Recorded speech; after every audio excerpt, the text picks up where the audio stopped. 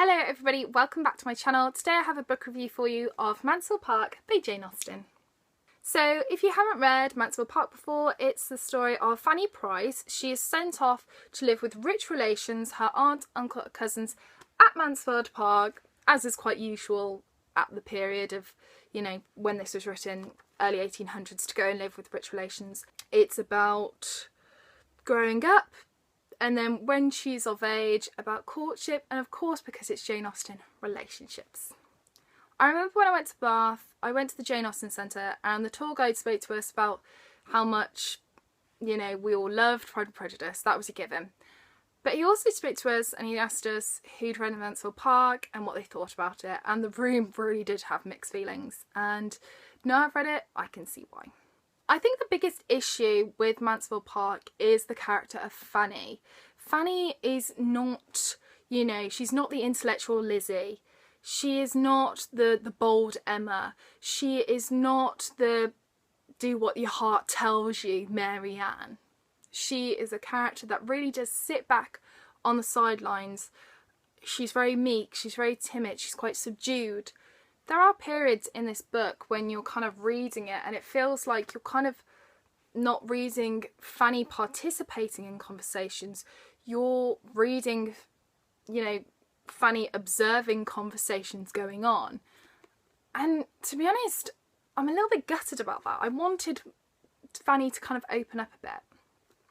There are other situations in here that does kind of annoy me about Fanny. For instance, when her cousin Edmund gives her a horse, and, all goes well, she loves to go riding on it, and then Mary comes along, who's Edmund's love interest, and they borrow the horse so Mary can learn to ride, and they say they'll be back on a certain time so Fanny can go riding. They're not back on time, so Fanny goes off exploring. And then when they get there, Mary and Edmund apologise and Fanny's just like, yeah, it's fine. It's fine. She kind of bottles everything up, and then when they inquire about using the horse again to go riding, Fanny's like, oh yeah, it's fine. It's fine again. And I'd be like, that's my horse. It's for me. I want to go riding. You can share and we can borrow, but backbone girl. Saying that, there was a point in this book where I was just like, bravo Fanny, that's more like it. There's a period where she actually gets a proposal of marriage, which is quite shocking. But the way that she kind of holds herself in her answer to the suitor and to her uncle, it's a very well-versed argument. And I'm just like, yes, Fanny, that was really good and really bold. I liked that. So, despite the fact that sometimes there are kind of areas of dullness in Fanny's behaviour and, it can annoy you a bit, sometimes there are kind of these glimmers of true Jane Austen heroines.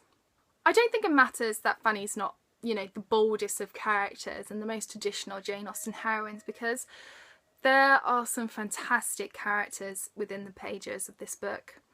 My favourite character by far was Mrs. Bertram. She is the mistress of the house.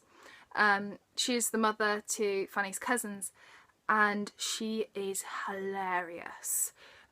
She has this little pug dog. She likes a drink or three. She gets drunk in the afternoon, falls asleep, wakes up, and she will say the most absurd things, and they're just hilarious. She's one of these characters there. She kind of doesn't need to be kind of well versed. She doesn't need to have millions and millions of lines, because she really does pack a punch whenever she is present within the book. And she's such a memorable character. She's brilliant. I love her. So, would I recommend the book? Yes. Without a shadow of a doubt. Mansfield Park, I think, is one of these books, that, yes, it's unusual for Jane Austen. Yes, we've got a different heroine. But, the book is so beautifully written.